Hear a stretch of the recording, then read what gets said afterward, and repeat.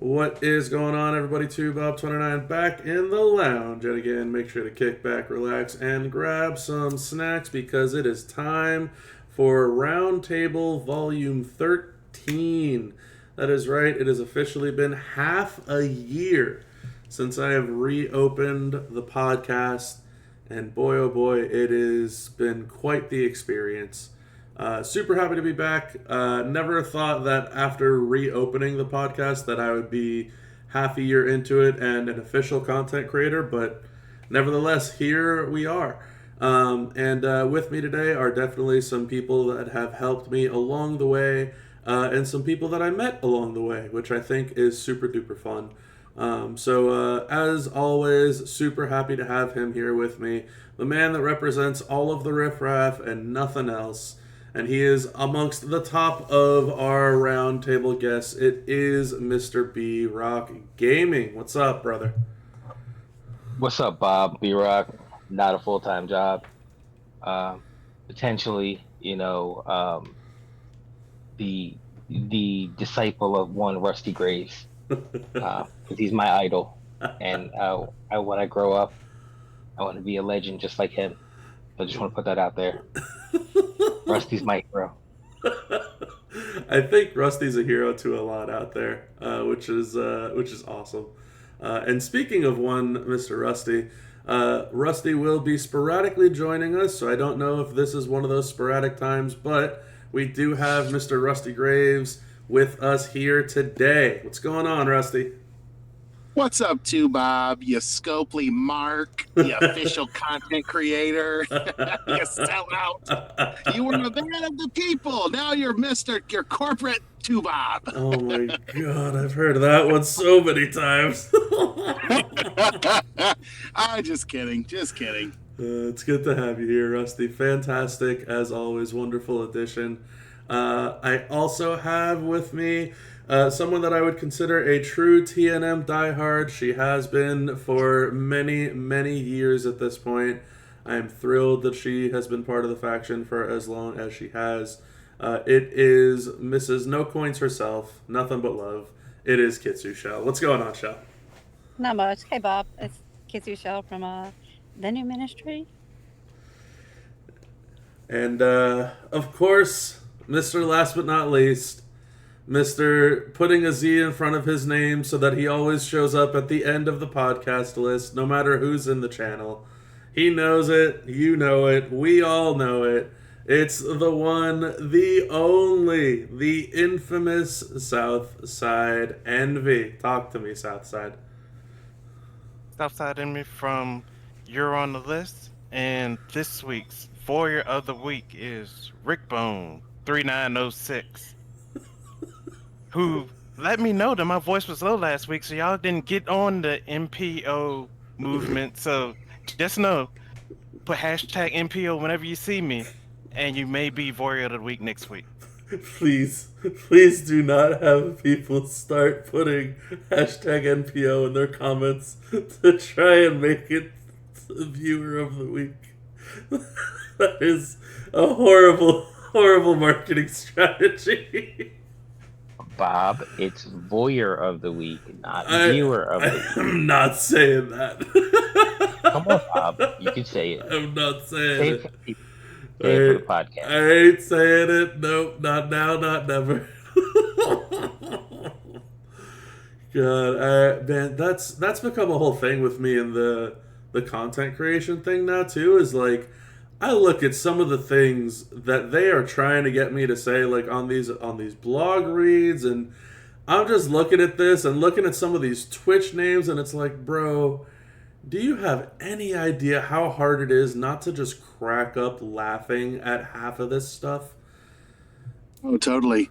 There was a time Furpo wrote a zombie blog that said something like, "Have we got you moist yet?" And I was like, "You want me to read that on stream?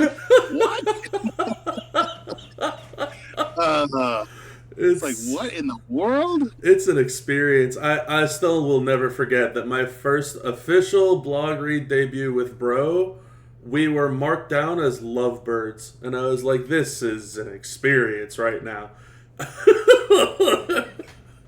It's been a wild ride, but Nevertheless, we are indeed here for the 13th volume of the Roundtable, and this volume comes to you with a brand new MLC, Then, Now, Forever Together.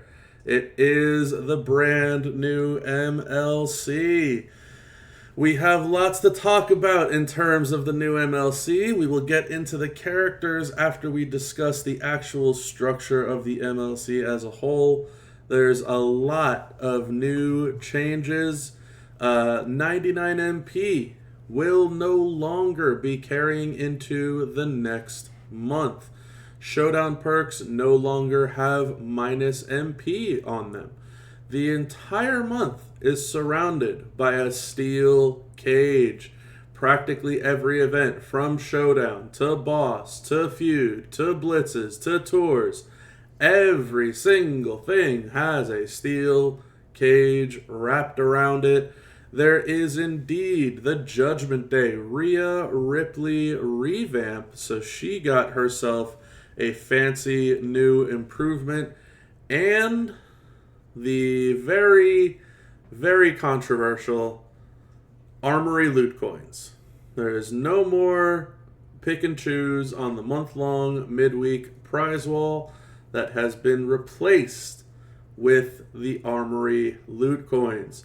Also, the old gear and titles loot, not the gear and titles, the titles loot, and it was like This Is Your Moment loot has been changed out for the new Armory loots. So a lot to discuss in terms of the format, of the structure of the new MLC that doesn't just directly correlate to the new characters.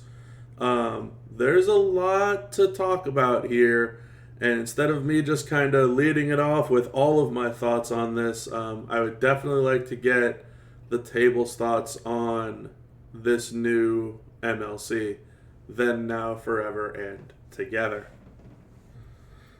I'm going to lead off with the positive. So the positive is, you asked for it, they listened. They said, you don't like these steel cage rules if we don't give you some perks behind it? We're going to give you perks behind it, but we're going to give you all steel cage. Guess what? You're going to love this steel cage one way or another. So at least they gave us some perks with these steel cage, so it's not really that hard to do, I don't think. It's been fine so far. I don't think we want it every week. I don't think we want it every day. But it doesn't matter what we want. They gave it to us. Now, the negative is we love that midweek prize wall. You get to pick stuff. They had nice stuff out there. You can plan your month out, try to get to what you wanted. And they said, know what? We're just going to give you some loot coins. And good luck getting what you want. You might get something great. You might not get anything at all. But at least you tried. Yeah, there's a lot of changes, man. A lot of changes. Shell, thoughts on the MLC? I agree with Edby that at least it gave us some, perks or buffs with the steel cage this time around. But it's too much. It's overwhelmingly annoying. Okay, here and there would be cool. But for every single thing, every event, it just feels like it's overkill. And it feels like they don't know much with moderation. It's either all or nothing, which kind of sucks sometimes. I feel this is very reminiscent of last time we had steel cage, and I mean, maybe someone here can correct me on it, but I think we had steel cage for, it was 4 showdown events, because we had one Monday, Tuesday, Wednesday, and Thursday, and then we had Flash Feud later that week where it was steel cage for 3 of the 4 Flash Feuds, and we had something else that was going on, whether it was tours or blitzes, and we had steel cage for all of that. It was just everything. Every single thing just felt like the steel cage was never going to release all of the players. It just felt like we were locked in there, and it feels like that all over again now for the whole month. Yeah. It's an experience, to put it kindly. I'm also on MB side with this midweek prize wall. I liked it. I thought it was great. You got to pick and choose what you could use for your roster, what you needed, whether it was, a plate, a belt, or just resources. Right. Now the armory loot, it's RNG. You get what you get, and it's like, eh, okay, that was pretty cool. Like, okay, you want to change the other two loots around and make them armory loots? Okay, that I could deal with that, but uh, I I personally ended up doing two of the mega, like whatever it's 25 or whatever it is for the two sets of five for the moment loot, That's right. I remember that. and I got two sets, not one, nothing to do with the moment. They were just all character shards. Like, why am I pulling for character shards in a moment in a loot called, you know, moment loot? Right. It was just very frustrating. Yeah, and the argument that I believe was made was that you need those characters in order to level up the moment, which felt like a very weak argument. So yeah, it's a toughie. Um, there's just so many changes to talk about here on the monthly. Um, B-Rock, any thoughts? Any quick hitter thoughts on our structure? So I'm gonna give you two sides of this at the moment. Sure, lay it on me. I'm gonna give it in the form of the average person, which is the the new change to steel cage is somewhat difficult for a lot of the average people because some of the people they just don't have. Right, So it's not that it's the concept is hard. It's just the availability. Now they did better with this last week because if you notice there was a free character in pretty much every um tour. They gave us a contest superstar that was a free character in just about everyone. So that was a little better. The first one, a lot of those people were if you didn't have them, it's a wrap. So that's where and I expressed this a little earlier.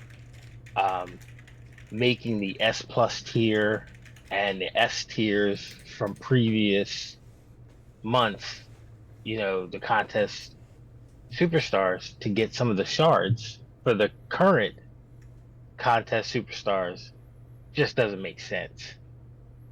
So it's like if you need this to get to get the new person unless you pull it. And most average players don't do mega pulls. no, And mega pulls aren't even really where it is anymore. It's literally RNG. So it's the luck of the draw. So if you don't end up with, and this month we'll just say for now, if you don't, or we'll use last month. If you don't end up with Sammy or Cena or who's the 3,000 Oscar. last month? Oscar. Was it If you Oscar? don't Yeah. end up, yeah, it was Oscar. So if you don't end up with at least one of those three, you're hit for the next 3 months, unless somehow you miraculously pull it and end up getting it. So that's more for the average person. So some of the requirements I think are a little overboard. agreed. Um, for me, this new armory thing is just ass. It's cheeks. It is Mhm. so cheeks. Like it is it. Okay, so you're talking to somebody who has horrible RNG. So now instead of being able to pick something that I want and work towards it, I now have to do all of this work and then let Scopely determine what I get. That makes no sense. No sense. So I think right now I have like 58,000. I'm trying to save up for a Tiffy plate. Oh That's what boy, I'm trying to do. dude. That's literally what I'm trying to do. If I get it, great. If I don't, then at the end of the month, I'll do one of these ridiculous coin purchase and get nothing. Because I'm, me, and this is speaking for me, because I have a really decent roster. I have a pretty good roster. Sure. So what I'm going to get is stuff I'm not going to need. I'm not gonna need. If there's some moments, like I'm missing like 6 moments, 7 maybe. Okay. So if the Ali moment's not in there, don't really want that. Like the Sherry moment, okay. I had an opportunity last month to do it, and then Envy talked me out of it. Or no, sorry, Evo talked me out of it. So I said, all right, I can get that later. So there's certain things that I would need, but they're not going to be the stuff that's going to be that's going to be available for me to get. So Right. it's just a waste for me. Complete waste. Now, me again with the steel cage. If this is going to be steel cage month every month, I'm good with it. We'll know ahead of time. It's okay. This is going to be steel cage month. If that's going to be the plan, I'm cool. I'm good with it. Just like we got zombie month and mutant month and whatever month. Sure. I don't care. Hall of Fame month, that's cheeks too. But if we turn around and we look at this and they say, hey, we're going to devote this, then we know ahead of time. Everybody has that expectation, so we're good to go. Just let's not have like 6 months of steel cage where you're going to be sprinkling it in here and there. Let's not do that. Let's not go overboard. That's more my personal thoughts. Sure. Well, yeah, that's what this is all about. I obviously have quite a bit to share too, but I know Rusty wants to chime on in, so I don't know if you're still free over there, Rusty, but if you want, by all means, hop on down with your thoughts on the new MLC. Well, I think that the real name of this month's MLC is Making You Hate Us, Then, Now, Forever Together. Like, I feel like that's the actual name. I haven't had very little to be positive about. When I love this game, I love to be positive about it. I love to approach it with an optimistic mindset. They took away so many of my favorite things: the collection contest, the midweek prize wall, feud perks. I just okay. Every business that's growing out there keeps client acquisition in mind, right? They're thinking about new customers. Yes. How's the new customer going to experience this? Is he going to like this? What are we receptive to their needs? And in a game that is focused on roster enhancement and adding plates, adding straps, adding entourage, adding perks. These are the things that we play the game for, to make our experience better and to make our roster better, and to whether you're a collector and a Pokemoner, or whether you're a strategist and a competitive player that wants to have the best things, Steel Cage meets none of those needs. It doesn't. The user experience is diminished, and the power of choice has been taken away, like so many others have said. There's a reason people like democracy. Right? They like the power of choice. They like the quality of life that comes with being able to make choices that shape your world. Sure. And so, could you imagine if we say, okay, well, we're gonna switch our American congressional system to just an RNG. We're gonna put 3,000 names in a hat. The name that pops up. Some of those names will be really good. You're gonna have a chance of getting a really good one. But there's a much higher chance that you're not going to like what comes out. We'd be like, this is insanity. We don't want that type of government. We don't want that governing structure. And I feel like what we've done is we've changed the governing structure of the game to where the quality of life has gone down, and the citizens of the community are not happy because the power of choice has been taken away.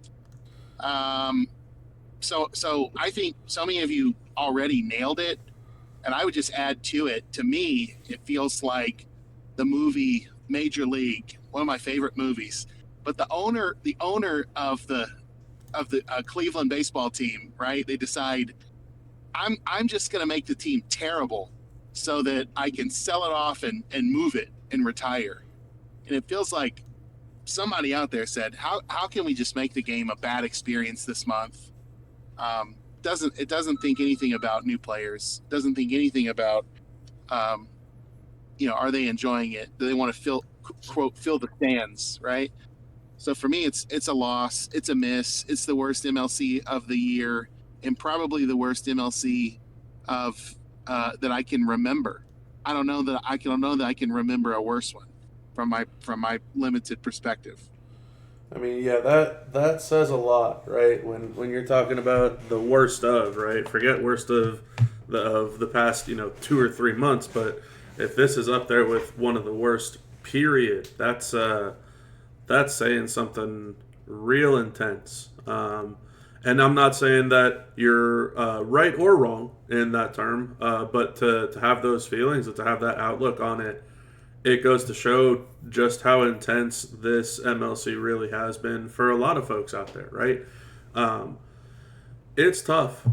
It's really, really tough. The idea, I think, for a lot of players out there, and I think that both B-Rock and Rusty made really good points, especially about the steel cage side of things, that for B-Rock, right, as a player, he's fine with it and will deal with it moving forward, but it doesn't mean that the mass of the player base is going to be able to do it. The lack of CSS that are provided to those players, it makes people feel left out, right? And what's the point of playing a game when you can't play? That's not fun. You're just feeling left out, and that's the engagement part that Rusty's commenting on, right? What type of engagement are you going to get from your players when they're essentially being told, well, you can't play? That's just not fun. People don't play a game to be frustrated. People don't play a game to be angry. People don't play a game to not play the game. People log in and they click buttons on their game because the game is a game and it makes them happy and they enjoy the time that they spend doing it, right? But if you log in and you get told, by the way, you can't click any buttons this weekend, that's a real negative situation. And that's a huge exclusion factor for a lot of players out there. That is not engaging and fun. That is not why people turn a game on. That goes to every game, right? Like even way back when, if you want to talk about handheld devices that kids get their Game Boys, right? Kids don't turn on a Game Boy to not hit the A button and not hit the start button and play Pokemon or whatever it is. They don't do that and go, oh, boo-hoo, I don't get to play today because it's Tuesday and I don't have the fancy new $500 character. That's not the point. They pick up the game, they turn it on, and they start playing because they have fun doing it. But this experience, it refuses players from playing the game. And that's not fun. That's really negative. That's really bad. Right. I would regret not saying this as well, Bob. This is the most popular time period of WWE wrestling as a product, as a brand, TV rights, all that stuff. The game, we should be experiencing a swell of new players because of the height of wrestling altogether. Yeah. There's more interest in WWE than at any other point of this game's history. And yet we're not experiencing an overwhelming entry of new players because the fence is too high. The fence is too high. The barrier of entry is too great. And that to me, that's just really sad. That's really disheartening. We should be seeing droves of new players coming in with globally WWE being as popular as it is right now. I agree. I think I think this game also kind of scratches an itch, so to speak, for a lot of people out there that don't want to just swipe 3 gems and move on. If they did, they'd play something like Candy Crush or something along those lines. This game allows you to be a strategist, right? This game is just as much of a resource manager than it is a 3 smasher and all this other type of stuff. And being able to kind of be that manager of your own wrestling empire, so to speak, right? Like that is part of what makes this game so enjoyable for a lot of people out there, is how to maintain their resources, how to spend their coins, their TP, their tokens, what it is to chase, which characters to work up, things along those lines. This isn't just, okay, go out there and match 3 gems. And it's not even so much, hey, I got the brand new character, so now I take them up, right? It's like, well, no, do you have the trainers? Do you have the coaches? Do you have the gears? Do you have the moments? Do you have the strap? Like, there's a lot that goes into this. And I know that he's not playing the game anymore, but Bunders is a prime example of it, right? That guy used to play hard. He used to get some really good characters, and when he used to do that, he was walled off because he didn't have straps to put on these characters. But all that being said, Bunders also fought through those barriers to entry, right? And he fought with his wallet to get through those barriers to entry. And that gets to be very cumbersome and very tiresome for a lot of people out there that just want to play a game. And this is, it kind of all circles back to what I was talking about with B-Rock, I think months ago. And hopefully this doesn't bring up any sore spots there, B-Rock. But I remember that you and I were having a very heated conversation and debate in terms of what constitutes as the average player. Like, what is the average in this game? Is the average a certain roster talent? Is the average owning a certain character? Is the average owning a plate? Like, what is average, right? Because there's so many. There's a new guy that just started playing the game maybe 12 or 13 months ago who ended up hitting Yeet Jey Uso because he decided to spend his very first mega. And it's like, is it average for someone that's played for a year to spend $100? Is it average for them to spend nothing or more? Is it average for a regular person that doesn't spend much, but like let's say 100 on a year, but has Yeet Uso? Is it normal for me to say that $100 isn't spending much? Like, there are so many people that view this game so vastly different from another, and that's always kind of not shocked me, but surprised me in terms of, like, there are people that treat this game like it's a hobby, and people spend big money on hobbies. There are people that will literally build, airplanes, like custom, like little remote control airplanes, RC airplanes. They spend thousands, not like a couple $100. They spend thousands.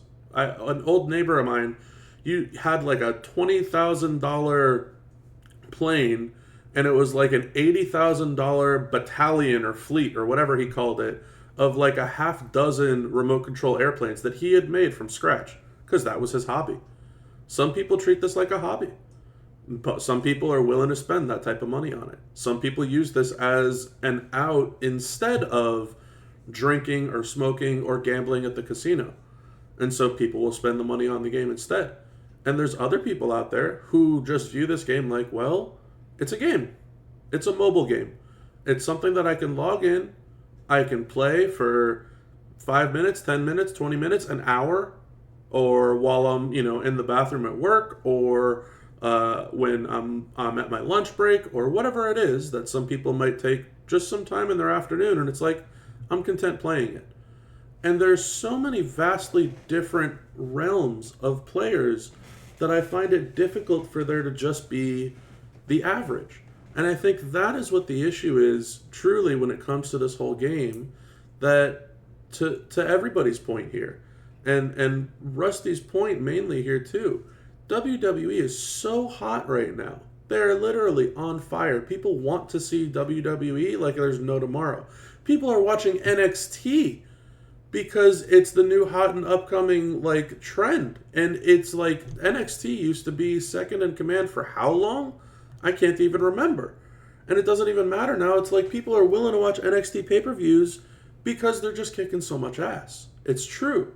And so the idea that like this product is just steamrolling right now. It's on fire. John Cena's in his final year, his retirement year. Everyone wants to see what happens to that guy. Like, there's so much hype around this company and this game, which is trying to be marketed as WWE's #1 mobile game, which I don't know if it is or isn't, but like it's a wild experience to know that there's not enough from this game out there for someone that just sees this app or the what's it called, the advertisement on like a Monday Night Raw type of thing, where it's like, WWE Champions, I want to play that. Download the game and then actually continue to play the game. That division is way too cumbersome for the game and the developers to overcome, and that's what's preventing so many new players to join the game. And it's difficult. It's very, very difficult for this game to retain new players, and without retaining new players, it all just continues to go downhill. And I know I kind of sidetracked from like the monthly stuff there, but I think it was spot on, and I think that a lot of these changes all lead people to feeling that same exact way. It feels like there's not enough. That's what's going on with the month, right? The Steel Cage monthly, for the players that do spend money, right? And I'm not going to say you're average players, but let's say you're above average players that spend money on the gears, the characters, the trainers, the coaches, the moments, the straps, the medals, the skill plates, all this stuff. They don't get to use it because Steel Cage says, no, you don't get to use blah, blah, blah, and blah, blah. That's preventative. Now you're telling me that you're taking away from your big spenders all the stuff that they spent their money on. They just spent $500 on this brand new skill plate. They just spent $600 on this secondary gear for this character. They want to be able to use it. Why can they not? Because that's the strategy side of things? Because some people feel like they're getting bored with the game? Because they want more of a challenge? Like, sure, but there's other ways to do that, right? If you give the choice, and that's what this all circles back to, if you were to tell me, hey, Bob, you can play this tour, and you could play it with all your stuff, and you'll get your regular reward. Or, how's about this, Bob? If you don't use gears, and you don't use moments, and you don't use perks, instead of getting 1,000,000 coins, we'll pay you out 5,000,000 coins. And then if you don't use straps or medals, I'll pay you out 10,000,000 coins. And you know what? I'll take it a step further. If you don't want to use trainers and coaches either, I'll pay you out 20,000,000 coins. Give somehow the choice to the player base to decide what they do and don't or can and cannot use. That's a drastically different experience than, well, it's an entire month of Steel Cage. I'm going to have to deal with Showdown where I'm not allowed to use skill plates. I'm going to have to deal with Feud where I'm not allowed to use trainers and coaches. All this experience is preventative instead of engaging and pushing people forward to enjoying this experience. It is very cumbersome monthly. Go on, Rusty. Sorry, I saw that you unmuted. Oh, am I unmuted? Sorry. No. I was just enjoying what you were saying. I'm working on that toilet now, Bob. So I'll just listen. No worries. Shaking the arm there. Yeah, but no, I mean, look, the Showdown perks are no more minus MP, which I personally like. I like that side of things. I feel like that removes the preventative nature of things. The fact that Steel Cage is an entire month is way too much. It's exactly what Shell said earlier and what I piggybacked on her comment of, which was, I don't mind the game mode. I do mind when it becomes overbearing. It is too much. It's too much. Look, I don't mind, and just like B-Rock said, I don't mind Steel Cage. Steel Cage is fine. I do mind when it's like, okay, guys, we got Showdown this weekend. So that's Steel Cage. And by the way, we have a Blitz this week. That's Steel Cage. We have a tour this week. That's Steel Cage. We got a Feud this weekend. That's Steel Cage.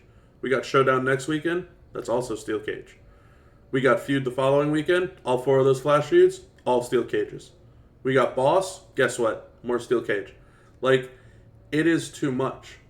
That's where it becomes. It's going from fun, okay, cool, I can strategize, to when am I going to just be able to use the stuff that I paid for? And that's not fun. The 99 MP thing, look, I know a lot of people are going to love it. I know a lot of people are going to hate it. I have never been a fan of 99 MP in competitive game modes, because it essentially just means that you have to use the 99 MP character to, keep up with the Joneses, so to speak. And that's not fun, because you have 600 plus characters on your account, on your roster at this point in the game, or high 500s, right? And you're sitting here and you're like, man, 99 MP, huh? I get to use like 3 of them. That's a horrible experience. You're talking about a half of a percentage of the characters that you get to use. So I'm okay with the 99 MP thing. I don't like that it's happening during the month of Steel Cage, because it has me concerned for moving forward into maybe we get another month of Steel Cage where we don't have 99 MP, and that's going to be a problem for some folks. There's also a couple other things that I still got to talk about in regards to the monthly. But B-Rock, I see you've unmuted, and I've hogged the mic for long enough. So talk to me. What's on your mind, brother? I'm about to hit you with the oink oink, because I'm about to hog this just a little bit too. Bob, you are a numbers guy, and I respect the hell out of the fact that you are a numbers guy. And there's a lot of us who play the game that are numbers guys.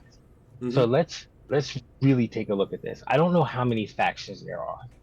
Okay, and when I say that, I can only go, and my brain says, okay, there's a top 100 factions, 50 is the middle point.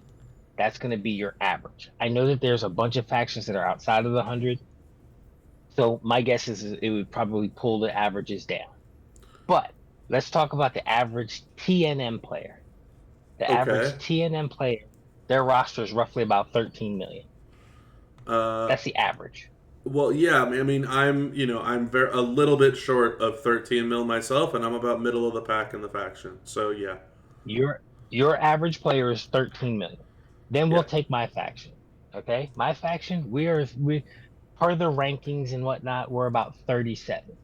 Okay, so we're closer to the middle than you are. Sure. My average player is about 9.9 million. Okay, so yeah, then about a 3 million difference. Okay. Yeah, about 3 and some change. And then we look at the 50, 50 ranked faction. They're 8.6 million. So I'm closer to the midway point. Yes. We look at the 100th ranked faction. They are 5.7 million. Right. So now 100, I'm saying is probably just below the minimum player, or they could potentially, because if we have 200 factions, I don't know how many factions we have, but if we have 200 factions, then 100 is the middle point, and that person is 5.7 million. Now let's think about that for a second. 5.7 million roster, and you have to battle all of this. 5.7 million. You don't have 30 golds, 6-star golds. You don't have that. No way. You don't have any of that.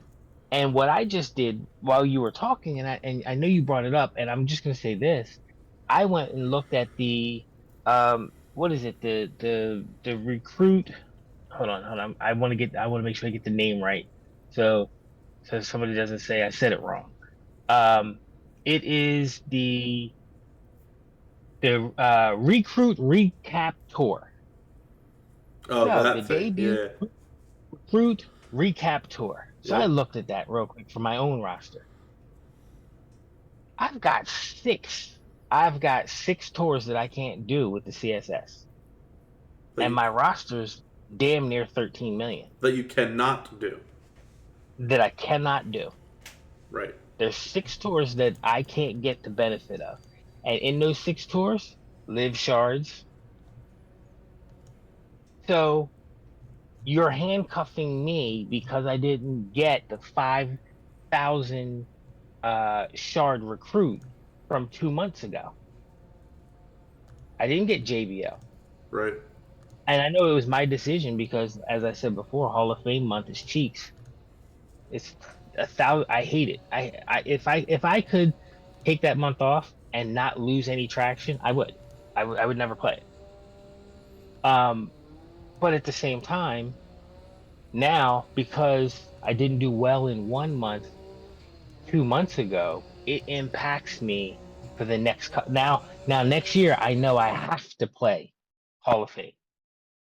I have to. Right. You need to catch up. I need to make sure that I stay in contention so it doesn't hurt me for 3 months. Right.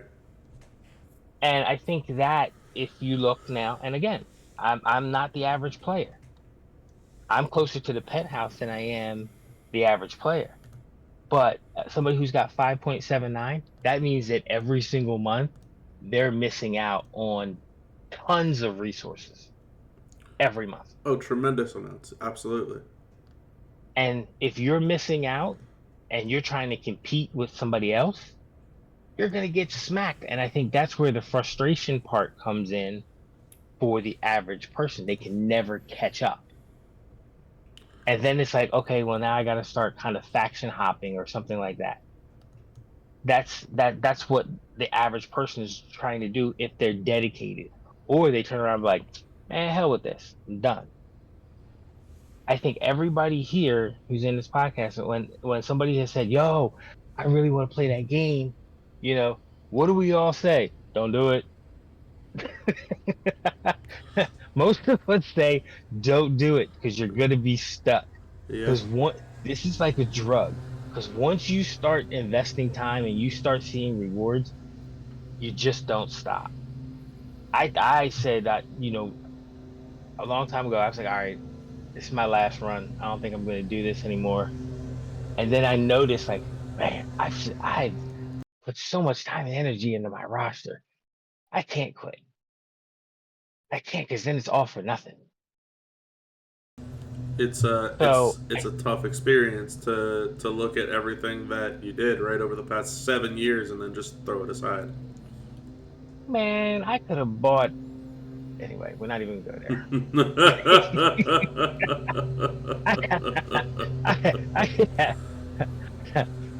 I could have a new pickup in my driveway right now. Yeah, yeah. Just looking, I have a brand new pickup. But at the same time, it's fun, it's relaxing. I enjoy my faction. I love my faction. I got people in my faction that I have never met in real life, but I've known for 7 years. Right. The community part of it is amazing, and I think the way Scopely positions how factions are involved is great. But I think the attention to detail is I need to take care of, and this is no shade. I need to take care of TNM. I need to take care of Woken. I need to take care of um, Haven, Toxic Mafia. I need to take care of these. These are my big game players. I need to make sure I take care of them, and not so much your. And I don't know. We'll say no drama zone, and again, no shade to them. That they are that's a faction where they are. But they're closer to that end than they are the penthouse. Rusty, you want to chime in here? I saw you hopped off of mute. Oh, am I unmuted? Yeah. Sorry. Well, the only thing I'll add is it's an honor for Toxic Mafia to be mentioned in the same breath as those other factions. So I don't view us as elite. So You're top 10, buddy. You're top 10. but no, Top I 10 mean, is elite. it's a fair point of what you're saying there, B-Rock. I don't know that I don't really know how to address that point of what you're saying, right? Because I don't think that the game purposely looks out for those top factions as much as they try to make it seem like it's rewarding enough for those top factions. And that being said, there's such a massive like dynamic and disparity there. And what I mean by that is, TNM is for sure one of the elite factions in the game, right? I'm not going to take away from that by any stretch of the imagination. And I'm not going to try and pretend like I'm, a 5 million roster talent, not by any, metric. But I've seen numerous people over easily the past year that will flat out tell me, Bob, it's not worth it. It's just not worth the time. It's not worth the effort. It's not worth the money. It's not worth the commitment to keep doing what I need to do here in TNM when I can just go and drop down to a top 20 faction, and with my half-ass effort, I can be one of their top-end players. And sure, maybe I take a ding on the rewards, but I'm not missing out on that much. The faction doesn't get me that much. The faction gets me a nice little bit of rewards, but I can definitely go and afford to spend less time, less money, less effort somewhere else. Be way amongst their top end instead of struggling to be here or even doing well here, and just enjoy the game at a different experience. And so it's a different dynamic, I think, for everybody involved. It's tough. It's very tough in terms of, because I agree with what you're saying, and that there's a distinct difference in what the average is per faction, and it's not, there's no such thing as an average player in this game. I think that's what it comes down to, right? Because the average is vastly different for everybody involved. That's just a matter of fact. It just is. What I did, and to kind of piggyback on what you're talking about, you don't know how many factions there are, right? So I was going to ask you, are you looking for like a number of how many 100-man factions there are, or just in general how many factions there are? And I got to thinking that it probably doesn't even matter. I looked at the numbers myself. I purposely waited until about, I don't know, man, 1 p.m. on Thursday or Friday, whatever day the Talent Up ended, okay? I waited 2 hours before the Talent Up ended. I had put in essentially 70,000 coins worth of trainer moves and all this other type of stuff. I had maybe 70,000 points in the Talent Up, which the Talent Up is 170 million to max. So I had essentially put next to nothing into it. I was at rank 44,000. To me, that's about how many players exist in the game. Because even if you're not doing Talent Up, you're still moving around trainers, coaches. You still have to spend currency when you're playing the game. Even if for nothing more, you're putting trainers and coaches on Bull Nakano to get her tours done, you're still doing that. And so I'm looking like, yeah, there's maybe about 40 to 45,000-ish players that are in the game based on my number in the Talent Up. I was ranked 44,000. So maybe 45 to 50 is what we can round it off at. How many of those players really constitute what the average is? Is the average really going to be player number 20, 23,000, 25,000? Where do they even rank? What are the numbers for them looking like? Like it just doesn't lead to understanding how much of a disparity there is in this game for everyone, especially when it comes to the steel cages and the engagement for those players. This game, the way that it is structured is very preventative in nature instead of very open and welcoming in nature. And I think that is a troublesome experience for a lot. I won't harp on that too much more because we've been talking about it for quite some time. I will get my other little quick hitter points in here. In terms of the MLC stuff, I talked about the Showdown perks. I like it. I think it's good. No longer being preventative. The Steel Cage month, I still stand by what I said earlier. It's too much. If they want to do it every now and then, that's fine too. The 99 MP, for me personally, I'm fine with it. I hated it in competitive game modes. Was never huge on it. Will never be huge on it.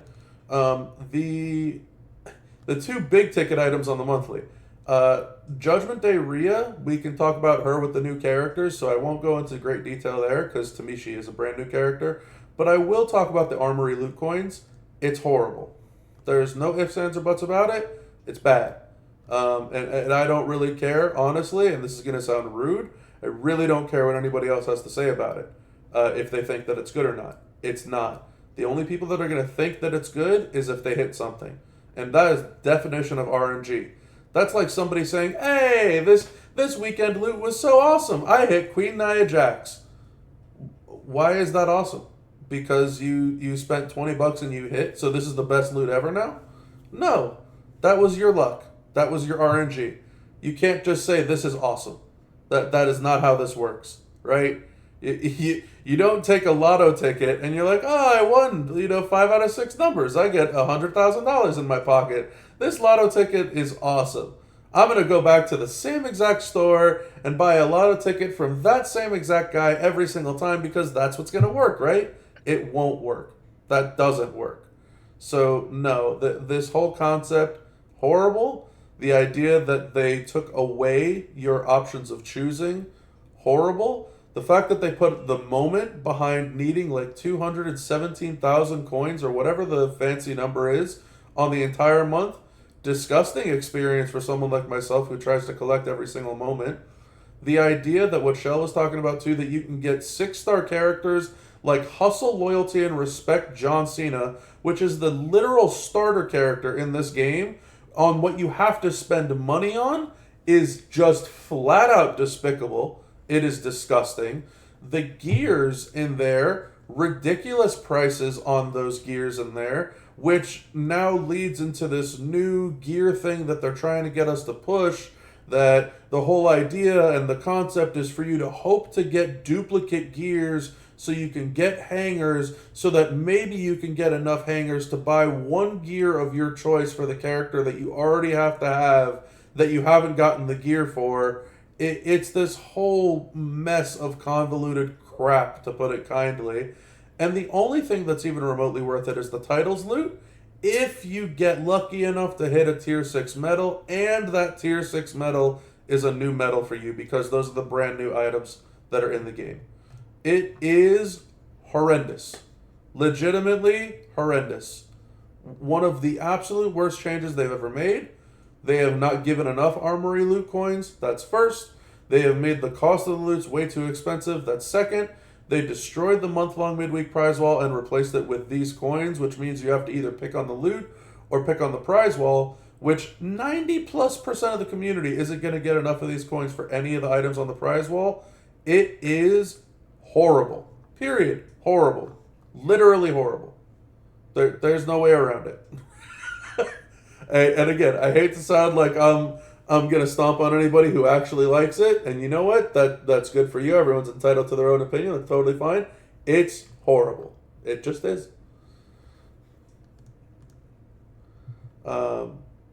That's my comments on the monthly, and we can talk about the characters here in just a moment. But before we move on to the characters, anything that anyone else has to say on the monthly, because this podcast has been rolling on already for a long time on this one point. So if anyone's got anything to go with, let's do that now. So one last thing on the armor loot. So back, I guess it was in the anniversary time when they had the moments out there that we never really saw again. And then you had to play big prize wall coin to get those moments. I got 2 of them. And Okay. then to come around with the armor loot, and it's just sitting in there, and just by chance, I can, if I double hit on something I gave up 2 of those, at least 2 or 3 of those anniversary plates to get, be pissed. So I better not hit nothing good. That's all I'm gonna say. Unless I hit the bloodline moment, which I want, I better not hit nothing good. Better hit all sorry. I just better be upset that I even pulled on the loop. That'll make me feel better. It'll make you feel better if you get trash. God, that's an experience, right? To hope that you don't get anything good because you'd be pissed if you did. And I don't blame you. I don't blame you one bit. Anything else on our monthly contest before we move on to our monthly characters? Sold. To the new monthly characters. The new characters that we got. We have Bull Nakano. She is the unstoppable powerhouse new gen female. We have Dirty Dominic Mysterio, who is the modern era striker and revenge tour Liv Morgan, who you actually see on your screen if you're watching the YouTube playback right now, as I am fighting her in the tour. She is also a modern era, but she is a technician. And on top of all of that, we have a revamp, as I alluded to a little bit earlier. Judgment Day, Rhea Ripley. So, thoughts on our new characters and our revamped characters? What does everybody think about this monthly set of characters? I watched the previews, and the only thing that stuck out to me is the fact that they got these reversals that steal the MP up. So I was all happy about my JBL, my Bray, my Nikki, everybody. One turn one, you can just press a little button, they pop up, and you can hit all the moves. And now I gotta look out for who I'm facing, because even when I knew that Liv had it, I still rolled out Nikki to test her out today and hit the move. And then guess what? When my move came back around, I pressed the button again. And so happily it didn't hit me twice, but I can't stop hitting that MP up move. It just draws my finger, and I just keep on hitting it. And now they have ruined my want to play with those people. Yeah, it's a tough reversal to kind of get used to, right? The submission one was one of the big ones. The multi-gem one was another one. This one in particular, I think, is going to be a very tough one for people to get accustomed to, just because it's not something you would think of would have been reversed. MP gain. But yeah, that is the brand new reversal that's getting added to the game this month, which I really don't like the fact that almost every single month there's a new type of reversal being added to the game. That's getting real old real quick. Like, it's bad enough that we, again, the preventatives in the game. It's bad enough that we have as many as we have. Why in the hell are we almost getting a brand new one every single damn month? It is getting frustrating.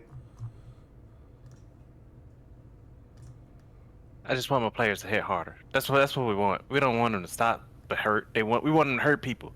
We hurt people out here.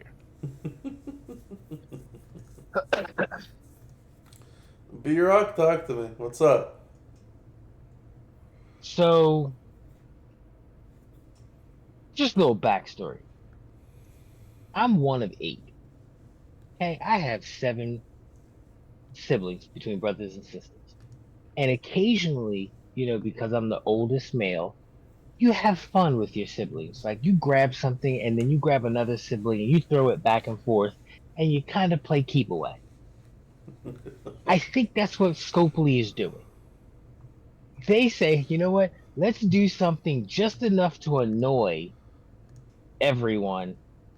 Just enough. We're not gonna make it drastic. We're not gonna, put shaving cream on their hand and tickle their face so they can smack themselves. We're not gonna go that far. But we're gonna do something just enough to annoy everyone. Because here's the thing, for me, love Bull Nakano, love the Liv, love the Dom. And I'm one that normally is like, wait, we just had Liv. Why are we getting Liv again?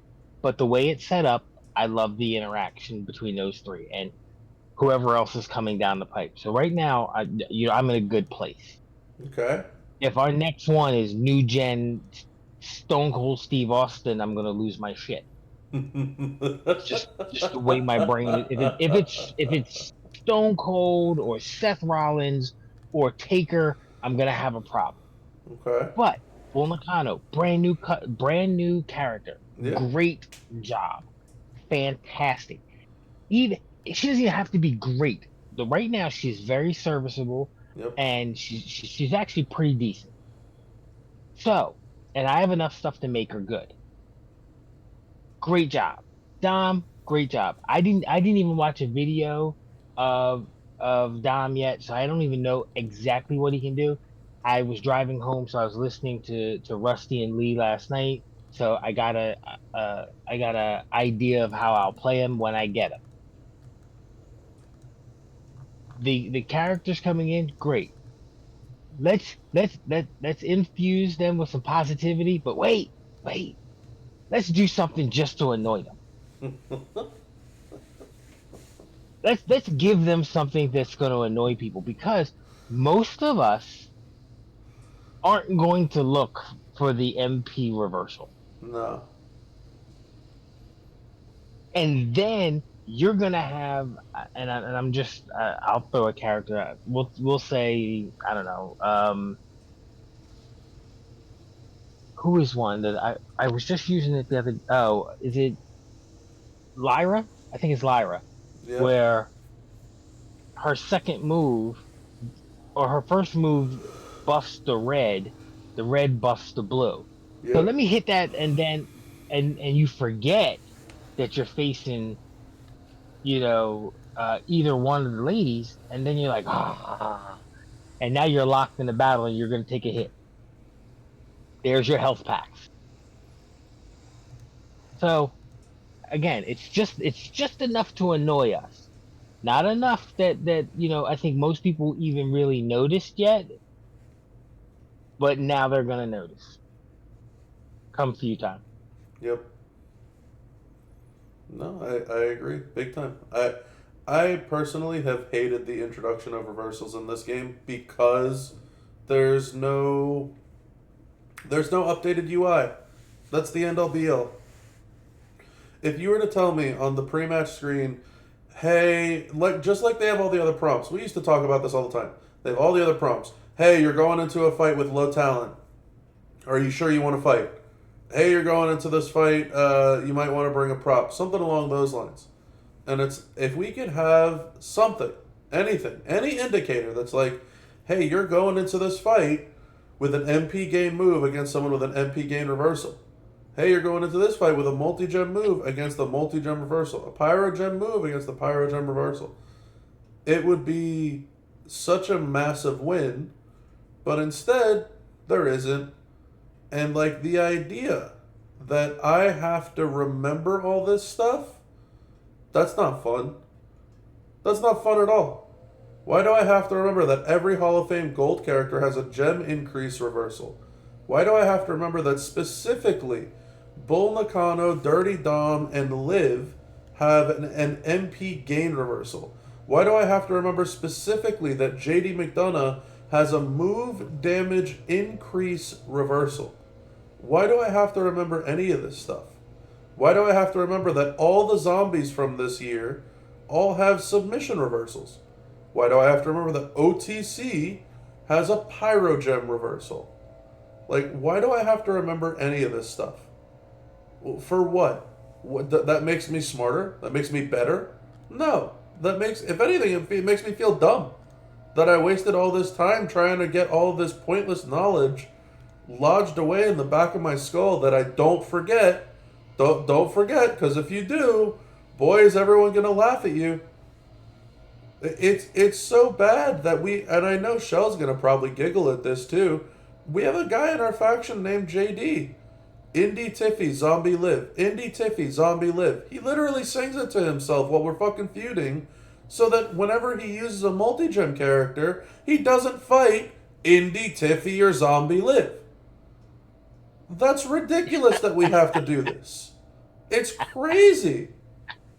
It's crazy that that's the experience that we're having to go through, but that's what it is. And so yeah, it's wild to me, man. I hate all these new reversals. I always have ever since they've been implemented in the game. I will not like any of the reversals that they ever come out with ever. I don't purposely play my game to say, okay, let me take my Hall of Fame gold character in against someone with a gem damage boost. I'm not going to purposely set up my dirty Dominic Mysterio to start fighting people with MP gain boosts. That's not how I play the game. That's not how 99% of the game plays the game. It's just ridiculous. The characters this month for me, I was pretty excited to see Bull Nakano. I'm not thrilled with her numbers output personally. Now that I have the account and can test her out as a content creator and all that, she was okay. I wasn't really thrilled. Dom is fine. You know, to me, he's the modern era version of Striker Brett. He's got power gems that are good power gems, and that's kind of his bread and butter. Can he be better? Sure. He's got the juggernauts. He gets the increase. You can put out the rumble plate. You can do all these extras and bonuses and things. But to make a character barely equal up to the strikers that are modern strikers that I already have on my account, no, I'm not bothered with it. I'm not going to use him after the month is over.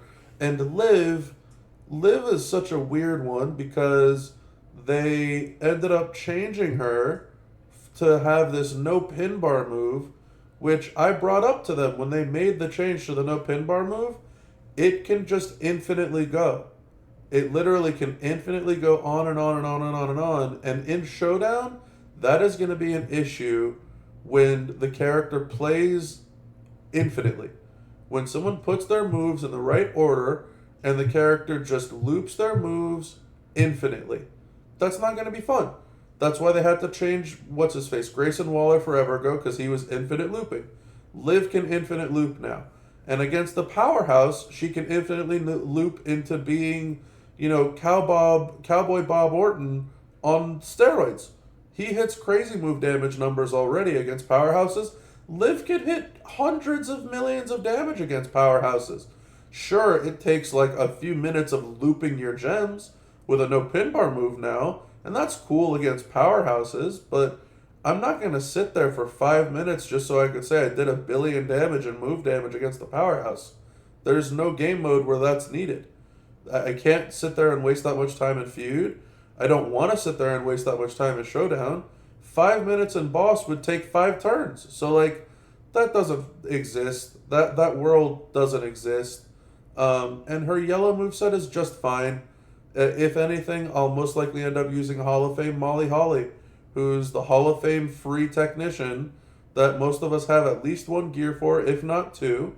That can play just as fine, if not better, and it doesn't require going above and beyond this month for spending decent money to get this S tier character. So for me, this monthly's characters, not sold on them. None of them, from head to toe. I think it's cool, like you said, that Bull Nakano's the new character. That's awesome. I think that's sweet. I like that idea that they come out with new characters. Dirty Dom, awesome, you know, cool. Dom got his new update. That's who he is right now. He is Dirty Dom. Fantastic. Revenge Tour Liv, okay, sure, that's cool, that's fine. Whatever, this is the biggest that Liv has been in her career, and she's a great heel and all this stuff. Super happy from that side of things. Completely get it.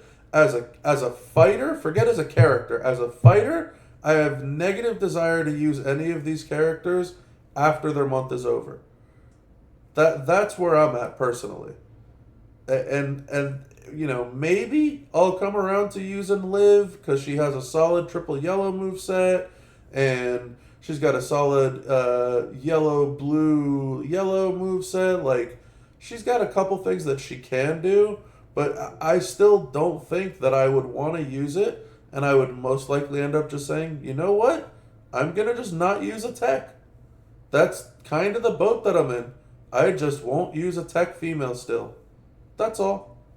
And it's unfortunate, but that's probably what I'll just do. That being said, the other character rather that we had this month is the revamped Rhea Ripley. She's awesome. Rhea's great now, finally. They gave her a nice revamp. Triple Purple works splendid, does crazy numbers. She's brought back some crazy damage if you have one of the original drip plates. She has a crazy awesome gear for like +6 starting MP. She's a very strong character. All of a sudden, again, some of the oldest characters that you have in the game are becoming meta relevant. And I won't jump all the way ahead, but we are going to talk about this weekend's event and the new moment that's coming out. But there's another bonus for Austin 316 that makes me want to get all of his bonuses, take him up to gold, and use him as one of my go-to strikers. The old school 316 striker Austin. Because to me, I think that he'll be one of the best in the game. And the amount of stuff that I would have to do for that Austin compared to the amount of stuff that I would have to do for Dom, it's almost just more rewarding to say, if I'm going to go above and beyond and do that, why not do it on a character that I already have? Why not do it on a character I already have, who I can take up to 6-star, who I can have fun with and say, ha, I won with the original Austin. You know, for the 2017 Austin, right? Like, it's just such a weird dynamic. But I mean, look, I think the real win this month, and it was so funny to me, is Judgment Day Rhea Ripley. I think if you have Rhea, or if you didn't have Rhea and got Rhea from the new Armory Collection loot content, whatever the hell that thing is called, Rhea's the win this month. To me, hands down, Rhea's the win. Bob, I just want to jump in here because I believe it was 2 podcasts ago we talked about this, maybe 3. And I just want to say, I just want to hear you say, you know what, B-Rock, when you said Austin is the only revamp that matters. And I said it. We have a record of it. And I said, again, because it's the same thing. He's always going to be relevant for some ungodly known reason why. Mm-hmm. And now we have something else to add to him. You could just say it. You can say, you know what? Now that I am Corporate Bob, I relinquish the title of the man of the people to B-Rock. You can just do that right there. Just do that. We had witnesses here. Shell was there. Envy. Like, there was a lot of people there when we had this conversation. So, me being the man of the people. Come on, Bob. I will say that I'm going to start using Austin. That's what I will say.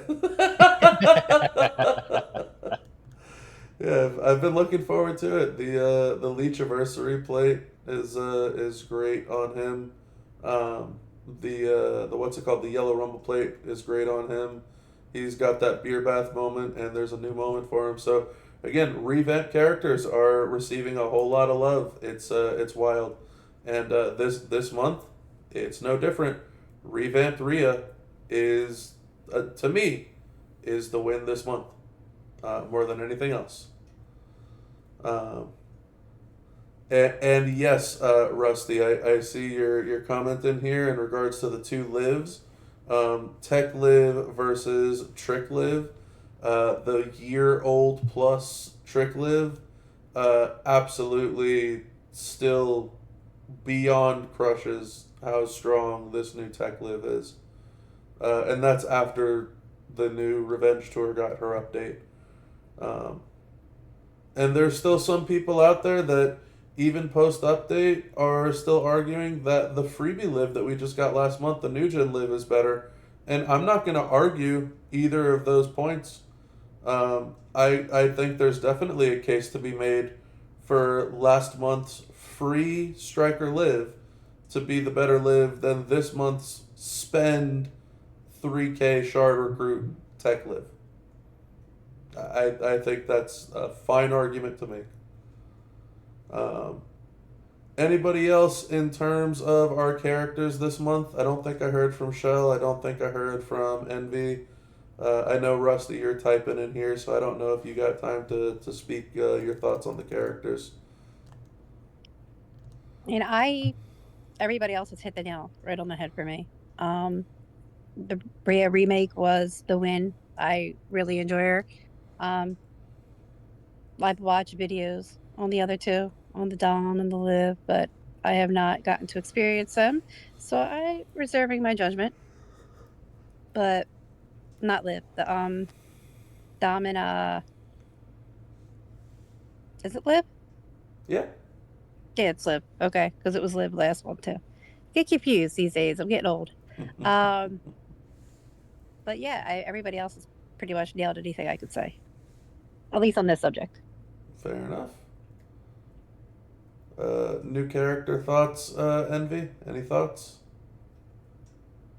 Well, I let it off with the fact that the move MP boost reversal was the only thing I really thought about him. Yep. But I do like the revamped Rhea. I was able to do her tours and stuff with these, so that's great. Yep. But I'm not excited about anybody. I don't know what I'm excited about. I'm not really juiced up this month. I don't know what it is. Nothing that I really want. I'm just hoping to get that bloodline moment every five loop pulls that I do, and nothing else. So anything else that happens is, disappointing. Just a waste for you on the month. Fair enough. Rusty, thoughts on the characters, and then Donjay, I will actually answer your question. I see you're in the live chat here. I'll get into that with you in a moment. But yeah, Rusty. So as a fellow content creator, your thoughts on any of the new characters or the revamp?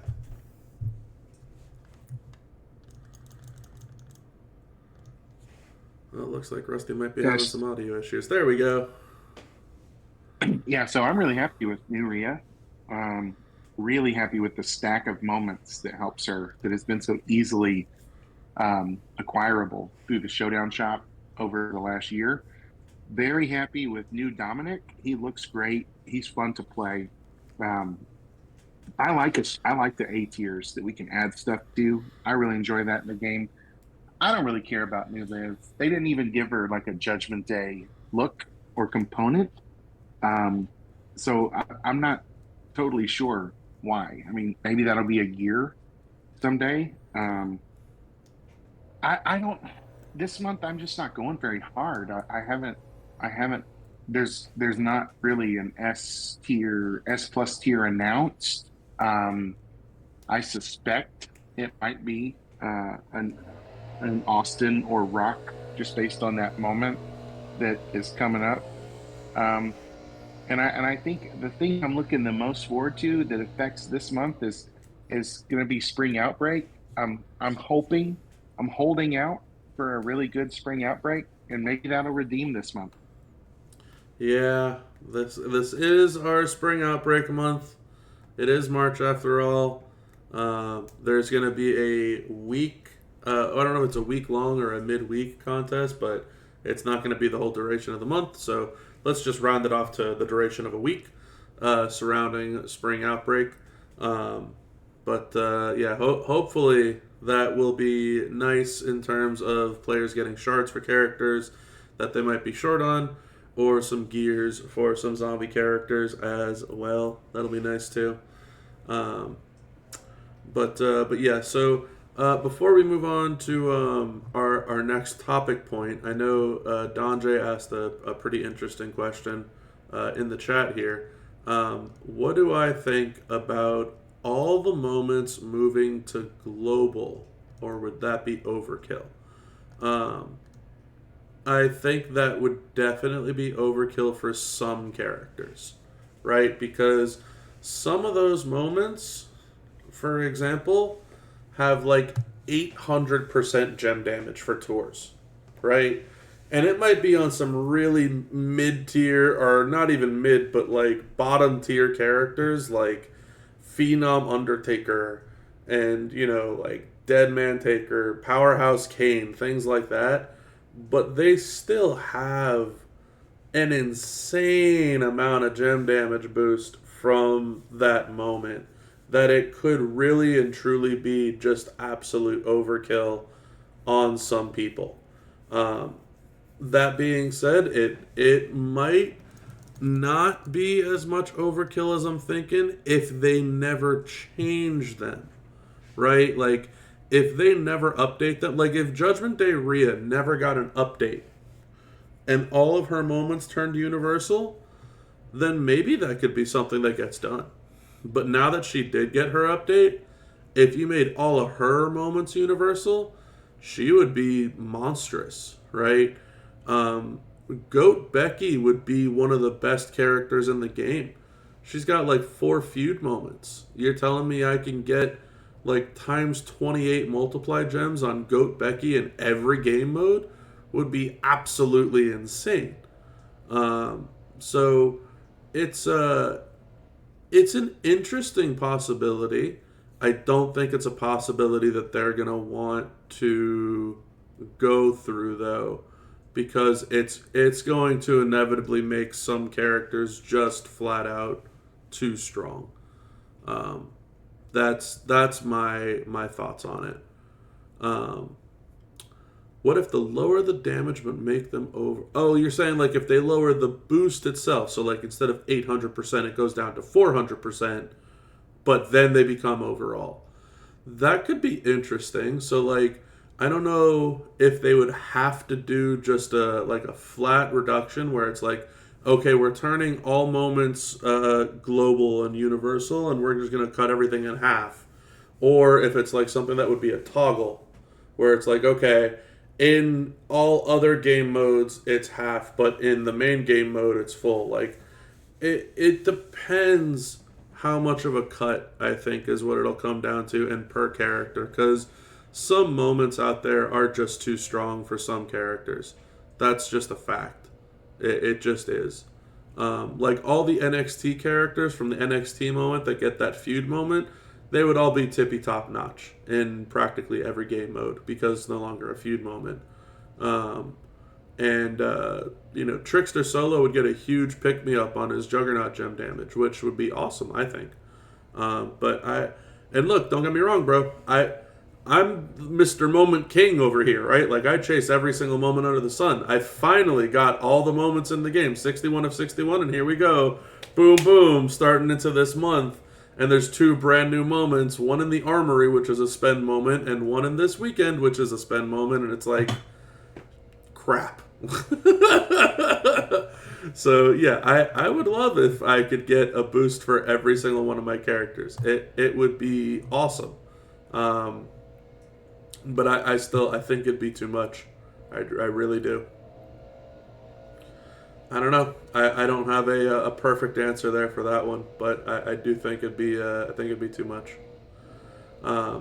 But outside of that, which I do think is a fun little sidebar, and something else that all of you can do if you show up to the live chat. For those of you watching on the YouTube playback, I do my best to engage with everybody in the live chat on the Discord server. We only have a couple more things to talk about, which is last week's showdown and this week's feud. But let's go ahead and dive right on in with last week's showdown. Together to the top showdown. There is the new Dirty Deeds skill plate. The steel cage rules that surround the showdown itself, which prevented trainers and coaches and skill plates. I also apologize, as there is someone who is, mowing the grass outside very, very loudly. The new skill plate is the Dirty Deeds skill plate. Whenever you mix 6 or more power gems, increase all your gem damage by 100% and all your purple gem damage by 100% for 1 turn. So I'm curious, what did everybody think about Steel Cage Showdown weekend? It wasn't a midweek, but a weekend instead. Was it as tough as you thought it was going to be? Were the CSS as brutal as you thought they would be? Was getting the 135 million acrobat damage for your CSS as tough as you thought it would be? And all of your CSS damage without trainers, coaches, and skill plates easier or harder than you thought? A decent amount to talk about on the weekend, to put it kindly. Who wants to kick us off? Because I don't think everyone's going to be thrilled to hear my own experience for the weekend. For me, everything was easy, especially when you don't have the negative MP to prevent you from doing stuff. I could really start off with whoever I wanted to do whatever they wanted to do, and pretty much get it done. I took more L's during the weekend than I expected. I think I lost like 2 or 3 times, which is a shame. I never like to lose, but I still able to max the contest. Well, the whatever you call that secondary contest. Sure, with the coin ease. contest. Yeah, the showdown coin contest. Maxed that with ease, and I didn't have to buy anything extra to do it. Got the dirty down plate and got the Seth shards to level my moment up one more spot. So I only got 10 more levels to go to get that last month's moment all the way up to the top. Sounds like a win for you. I definitely did not max the 2,016,000, whatever that is, into the bonus section of that CSS contest, but I did get close.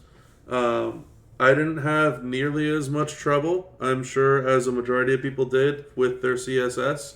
I managed to get, I think, everybody CSS done in one match. Managed to get Jade, Indie, NXT, SmackDown, Legend Era, Damage Control. All that was done in a singular match. So that was not difficult for me whatsoever.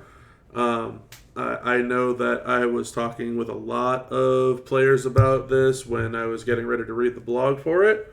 And a lot of people were not happy.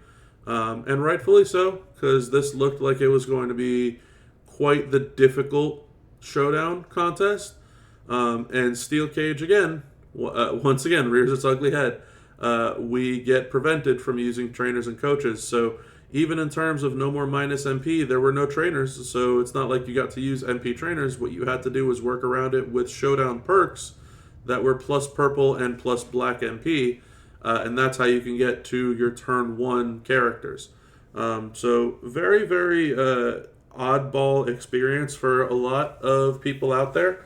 And again, I'm sure that some players were not very thrilled with this weekend contest.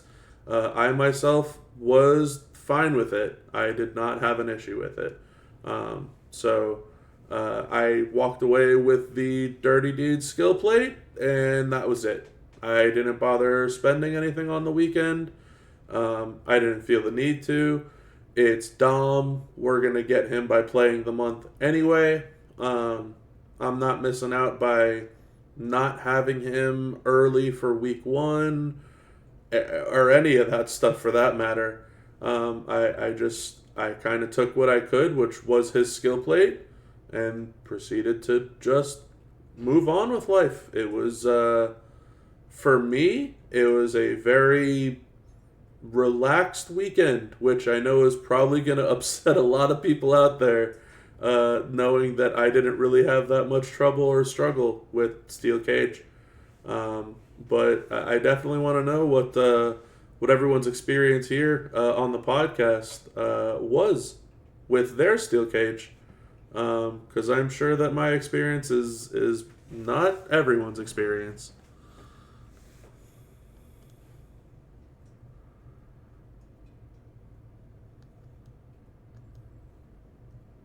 Nobody? No one wants to talk about their showdown?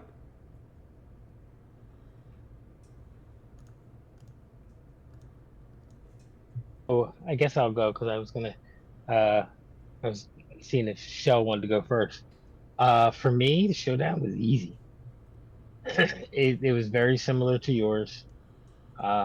Only downside is, I got pulled into work and never claimed anything, so I have all that prize wall coins just sitting there, rotting.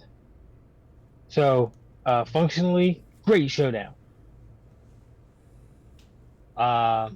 Results driven, worst showdown ever because I didn't get anything for it. Yeah, not great rewards. No, nothing. Yeah, it was a one and done for me personally. It was a skill plate and move on type of weekend. Comments, Shell? Any thoughts or comments on the showdown here? Yeah, it was all right. Like, it was boring. It was It was all right. It was boring. it was boring. It was what it was. You know, I did it because I had to. But it was unremarkable. Yeah, I know you're not the biggest showdown fan out there. Nah, not pie. Did you have any issues with the steel cage side of it? No, that wasn't too bad. Okay. Well, I think everybody was concerned about the steel cage, and they circumvented how horrible their steel cage showdown was a few weeks back, I guess, compared to what this one was, which I know was a talking point of them of like, how do we avoid everyone's hatred of that steel cage with this steel cage? And it seems like they overcame that. So, all right, not too shabby. Rusty, I see you left your comments in the chat. You had a similar experience as me. Maxed the showdown contest, got to the gold chest in the solo. Thought it was easier than you anticipated. You were on family vacation at Disney and still got the Dirty Deeds plate without needing to spend. So, I mean, yeah, that sounds like a heck of a win to me. Absolutely sounds like a heck of a win to me. I mean, hey, look, that's about as straightforward of an answer as you're going to get from all of us here. You can't really ask for much more. And I don't think many of us here at the podcast have much more to say about Showdown in that regard. It kind of just is one of those it is what it is situations. Showdown is just Showdown, especially this month with all the steel cage stuff that's been going on. Most people are just not really thrilled with what's happened this month. And I think this showdown kind of highlights that a lot better than I think a lot of the other content and points that we've been talking about here today. Just a not even a lackadaisical, but a lack of caring surrounding playing the game. And that's tough, especially for the very first weekend event of an MLC, for the majority of players to be like, yeah, I'm checked out. Not the greatest situation, that's for damn sure. But I won't harp on that too much longer. We already talked about it. Unless anyone else has anything else that they want to talk about, that was one of the most uneventful showdowns, I think, for a lot of players out there. It just is what it is. But we can go ahead and move on forward to our final talking point. That is the Livin Dirty feud that we are currently in the weekend of. There is an all-female 20-hour feud. And of course, you guessed it, steel cage rules are back, but not the way that you'd think. There are no things that are prevented from being used. This is not a situation where you cannot use your trainers or your coaches or your skill plates or any of that type of stuff. Everything is on the line. You're actually not prevented from using anything. The only thing they decided to do was they got rid of the perks for Feud, and they decided to give you a steel cage boost for Feud instead. And so the bonuses and debuffs for Feud is that there is a 150% column break gem damage bonus, a 125% green gem damage bonus, and a debuff to all other color gems, so red, blue, yellow, purple, and black, deal 25% less damage. So that is your replacement of perks with the steel cage rules for Feud. So an oddball, I guess, iteration of steel cage there. There is also the obvious 316 that is going to be on Sunday for Stone Cold Steve Austin Day. It looks like we're getting some Stone Cold tours with some Stone Cold Steve Austin CSS requirements there. It also is the release of a new moment, which requires 3 moment tokens. And here I will actually pull that up on the YouTube playback for those of you that are watching on YouTube instead of just watching me play random tours. So the Stone Cold Steve Austin versus The Rock moment, Powerhouse Austin, Striker Rock, Mem Rock, and Tech Rock, maxed out moment. Receive 50% less from all color gems, 100% more yellow gem damage, 150% more botch gem damage. All color gems will create 10 more color gems and +4 to multiply gem strength. You need 3 moment tokens to unlock them. Those moment tokens will be in the Sunday loot. It is a 24-hour loot that goes live on Sunday and will end on Monday. It is 24 hours only, and that is where you can get that moment. So, there's a few things going on with this weekend. Oh, I almost forgot. We also have a new revamp.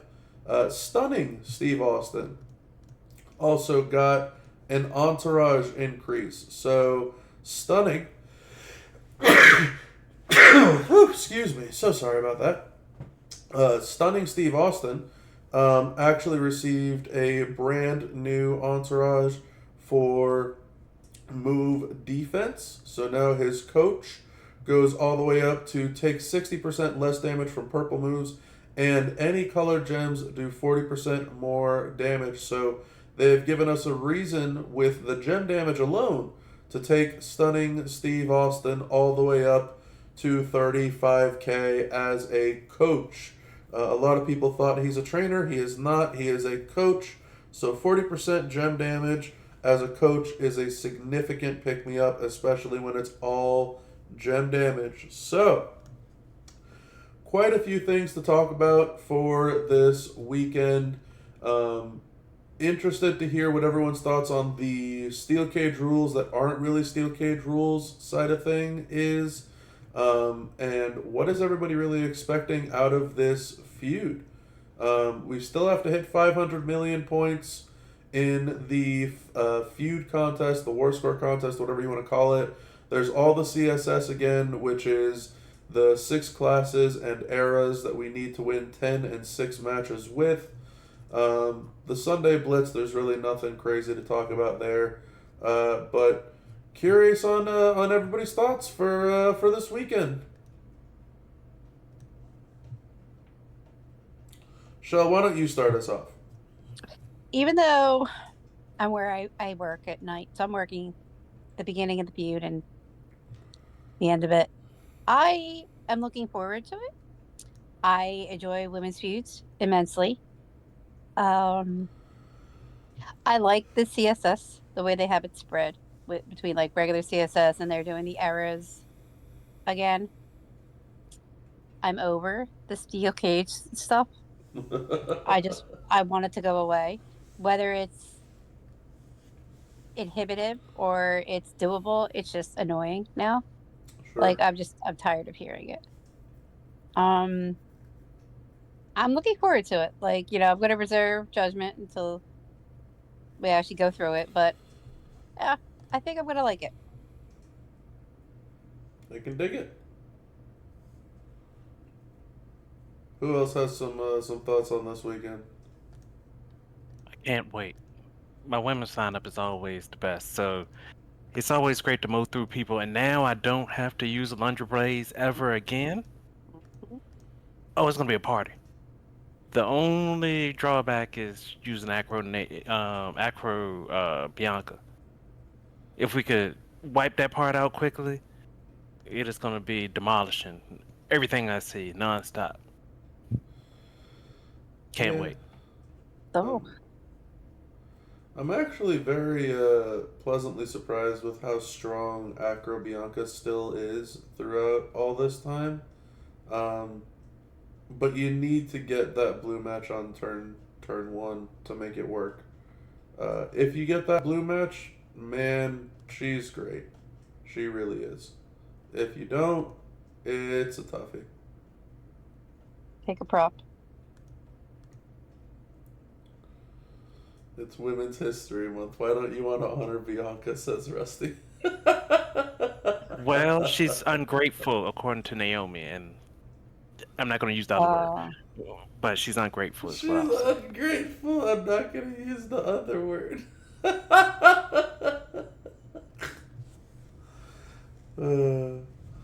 Rusty, what's your thoughts on our feud weekend, brother?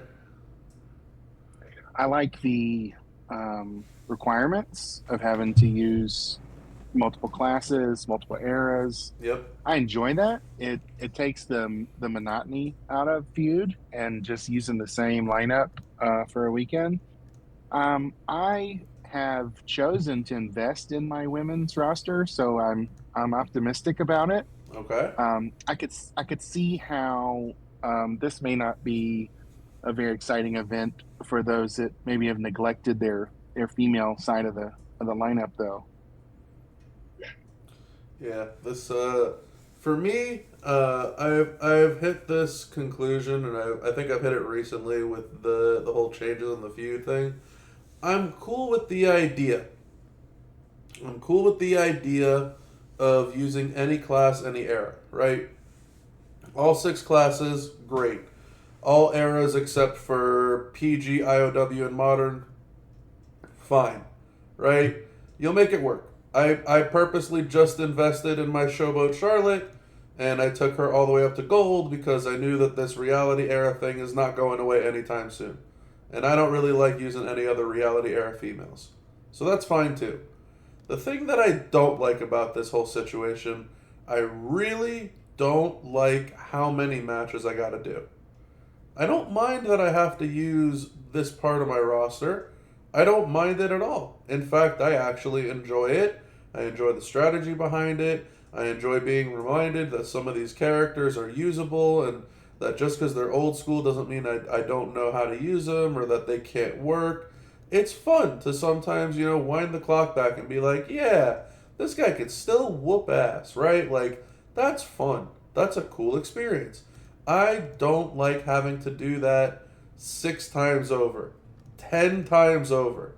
I hate that. Legitimately, I hate that experience.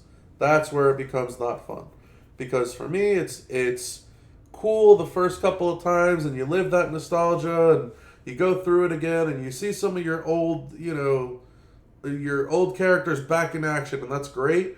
But man, doing that for 3 hours, 4 hours, 5 hours straight, it just hits a point where it's like, man, I don't even want to feud anymore. I'm beat. I'm mentally exhausted and tired after my CSS are done, to the point where it's like, yeah, I can finally run a full lineup now. I don't really even want to run a full line. I don't even want to play. Like, that's the downside for me. I love the concept. Really like the idea that I get to use any and any. Awesome. But 6 and 10 matches in a game like Feud? Oh my goodness. Just wrap up the weekend. I'm done with CSS. I feel like I'm done feuding. I have like negative desire to sit there and pump out another 150-ish million war score to hit my 500 mil. I'm ready to close my eyes and go pass out, just from the experience. B-Rock, take it away. Take us home with your feud thoughts. So, I like the we've been on the same page a little bit too much today, too, Bob. I think you and I are on the same page, and it's hard for my brain to concept that. But if they did 5-3, then we would, everybody would be happy. Yep. So instead of 10-6, 5-3, boom, I think everybody's happy. I think that's the I don't want to say the easiest fix, but I think that's what we're all looking at. These are my favorite feuds, to be honest with you, because um I got I have a little bit of nerd in me, so I have a feud book and I map out everything ahead of time when we have these. So it's like, all right, 6 matches, Acro, Rhea, Trish. Here's my lineup. This is what I do. I can get this done in the first, hour or so, hour and a half, and then I've knocked out my CSS. So like I actually plan for the feud, which I actually, believe it or not, enjoy a little bit because it's like, you know what, this is a little different. I'm going to switch it up because I want to make sure that I maximize each match that I have that takes care of 2 columns at the same time. Sure. So that's how I go into it. Once I go into it and I knock it out, it's then, you know, I hate to say it's my core four, and then I will rock out my core four for the rest of the time. Now, most people get to 20 hours. I only get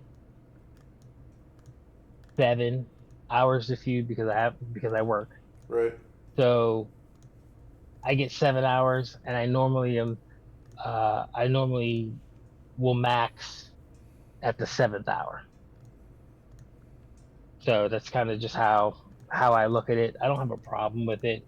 I do think that this one's going to be a little different with the steel cage rules because it's like, okay, so how is this person going to show up without um, being able to do everything that we normally do?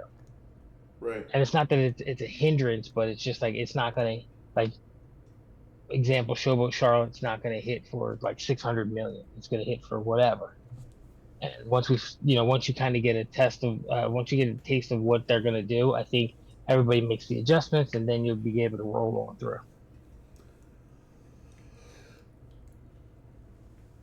Yeah. And I was, 600 million was, tongue in cheek because obviously No. she doesn't hit that up. Sure. No, but I mean, look, I mean, I think you're spot on. It's a game mode that has definitely evolved and devolved throughout the years. I think that it's certainly evolved to the point that you're no longer just using the characters that you like. You're no longer just using characters that you're a mark for as a wrestling fan. You're using characters that you can pump out as much damage as you need as quick as you need. That's what Feud has become now. Just for like of what you're talking about, right? The simple fact that you have 7 hours, you can't afford to use someone that's not in your core. You got to get those points and get moving because that's the limited amount of time that you have. And the idea that there's still, 20-hour feud chasers, power to those folks.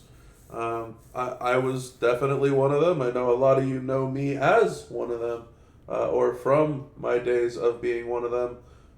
But there typically just isn't enough value left for someone like me to sit there and do that. Even if I look today and it's like, let's say I get 2 million extra solo points. Well, what does that do for me? Doesn't do nothing. I get points. Great. And what does that do? There's 45 live shards in the contest. What do I care about 45 live shards? I'm going to get my Dominic Mysterio earlier this weekend instead of next weekend. What do I care? So, like, look, power to those people. I know what it's like to be one of them. It's exhausting beyond all belief. And those guys are doing it to another degree nowadays where it's like, yeah, I'm playing try hard, die hard with the absolute quickest characters that I possibly can for as many hours as I possibly can. And they're doing it for whatever reason is totally fine too. For me, I can't anymore. I don't want to anymore. I don't have that desire in my bones, so to speak, anymore. I enjoy my sleep. I enjoy my time with my family. I enjoy doing this podcast with everybody here. I enjoy hanging out and playing other games, which it sounds a little crazy because this is the game that we all kind of circle around and center around, but kind of circling back on not even the initial MLC point that we made, but the point that Rusty was talking about of the whole player retention side of things, and what B-Rock was talking about in terms of CSS kind of locking players out and that side of it. I just have been very open to playing other games, and that in terms of being good or bad for the health of this game is not good. It is not good when you have a player base that is so open and so willing to move on to playing other games because they have fun playing those games. That's not good. If people are not playing this game and willingly going to play something else that they like, it doesn't matter what it is. It could be anything from a card game to a board game of Monopoly with the family to League of Legends being one of the most toxic games in the world, or Magic the Gathering, or breaking out the PlayStation to play God of War, or anything in between. Literally anything under the sun.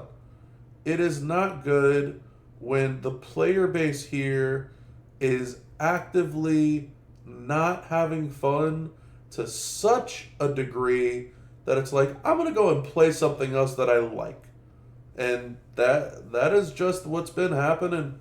And so for me, it's less impactful on the wallet, less time spent on the game. And, I'm being very honest here, right? And not trying to besmirch or disparage the company in any aspect for that matter, but just speaking honestly and truthfully from the heart here. That's just how it feels. That's just how I've been. So I'm content. I'm content with playing my 6 and playing with my 10 on my CSS, and then just not bothering with 500 mil. And if for whatever reason I get a bug up my leg, fine. And I get that itch again, where it's like, I really want to hit 500 mil. The only reason I would do that is because the people that I'm hanging out with in the voice chat are people that I enjoy, right? And that's where the whole faction concept aspect comes in. That's where it's like, man, I really have fun with these people that I hang out with in voice chat, just like I'm doing right now, just like I'm doing in the podcast. I really enjoy the podcast. I really enjoy hanging out with the people in the voice chat. I really enjoy engaging with the podcast live chat. That's what will keep me around, is the players that I'm surrounded by, because I enjoy their company, not because it's like, man, I really got to get back out there and prove that I'm the best. Like, it's just different because it all revolves around fun, right? And so for me, the fun is not 100% in the game anymore, which is unfortunate because I'm trying to make the game as fun as I can, but the fun is most certainly way more with the people involved and the people that I am surrounded with. And so I think that's something that we all need to have a takeaway as best as I can on every podcast. And I think that's going to be this podcast takeaway, is whatever you have fun doing, try to prioritize that. Try to have fun doing what you can and what you will with your downtime, and just enjoy it. Just enjoy your fun. Just enjoy whatever it is, whether it's a game, whether it's time with people, whether it's playing something else with your family, whatever it is, enjoy your fun. As weird or dumb or childish as that might sound, that's the one takeaway that I have for everybody on today's version of the podcast. So anything else before we wrap up and say our goodbyes to the table from anybody here? Because if not, I think that we will wrap up the pod. All right. Sounds like it's time to close the curtains on volume number 13. Huge shout out to everybody who did show up. Massive thank you to one Mr. B-Rock Gaming representing the Riff Raff. And as he mentioned, the two of us seeming to kind of collide here with our thoughts. It's getting a little scary for B-Rock, I'm sure, when he realizes that his thoughts aren't too far off the penthouse thoughts, so to speak, huh? Maybe this Riff Raff thing is a facade all along. Huge shout out also to one Mr. Rusty Graves sticking around for all 2 hours of the podcast today, making sure to give that toilet arm a mean handshake, wishing him the absolute best of luck in his endeavors at the home there. Shell, as always, thank you for showing up. I appreciate your input as always. Hopefully you can pick up some solid coinage from the Showdown prize wall before it goes poof. I know that there is still going to be some Showdown coins coming in before that wall goes down, so hopefully we can convert those into some real coins for you. And of course, part of the heart and soul of this entire podcast, the always permanent member of the week, not the viewer, and not the other thing that gets said. Mr. Envy, thank you, as always, for your fun that you bring to each and every podcast. But until next time, everybody, have a good one.